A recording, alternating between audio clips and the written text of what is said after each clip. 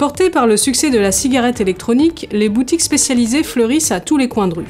Attention toutefois à ne pas prendre le discours des vendeurs pour argent comptant, car ils ont tendance à en rajouter en termes de bénéfices pour la santé. Lors d'un tournage en caméra cachée, nous avons pu constater que certains d'entre eux n'hésitaient pas à promettre des miracles. Moi, la question que je me posais, c'est sûr qu'il va arrêter de fumer, en fait? Comment ça se fait? C'est sûr qu'il va arrêter de fumer la cigarette. Par contre, il continuera sur la cigarette électronique. Ah oui, ça arrête de fumer automatiquement parce que vous avez tout ce que vous avez recherché dans une cigarette, vous l'avez dans la cigarette électronique. D'autres ont été plus prudents, mais le taux d'arrêt du tabac évoqué était dans tous les cas impressionnant. Face à des chiffres aussi fluctuants, difficile de savoir à quoi s'en tenir. Oui, dans 95% des cas, on arrête de fumer. Voilà, on est mis, c'est pas 90%. Les 10% restants, c'est si elle a la volonté ou pas. Alors les 3/4 des gens, faut qu'il en ait envie.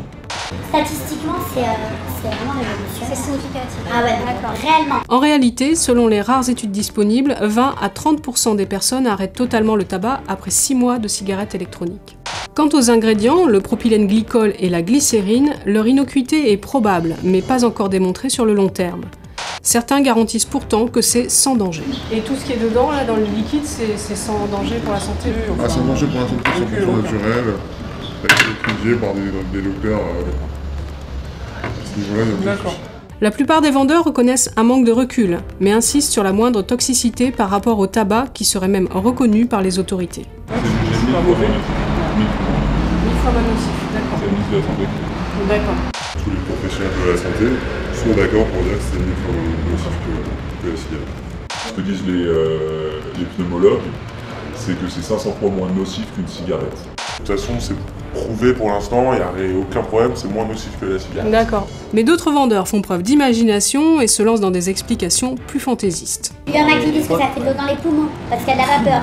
Mais je suis désolée, quand on cuisine sur une vapeur et qu'on inspire la vapeur de ce qui s'évapore, quand on prend notre douche et que c'est chaud dans la douche, enfin, vous voyez ce que je veux dire, les hammams et les machins. Mais ça va permettre, du fait qu'il va fumer les deux, ça va permettre à son corps de reconnaître le bon du mauvais en fait. Parce que la cigarette, elle va avoir 2000 agents toxiques. Le produit que vous allez prendre n'aura pas d'agent nocif, et dans les deux, il y aura de la nicotine.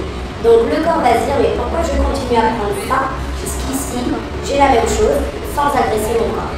Au final, mieux vaut ne pas se laisser emporter par l'enthousiasme des vendeurs. Quant à la qualité des cigarettes électroniques et des liquides, un test de l'UFC Que Choisir publié fin août y reviendra en détail.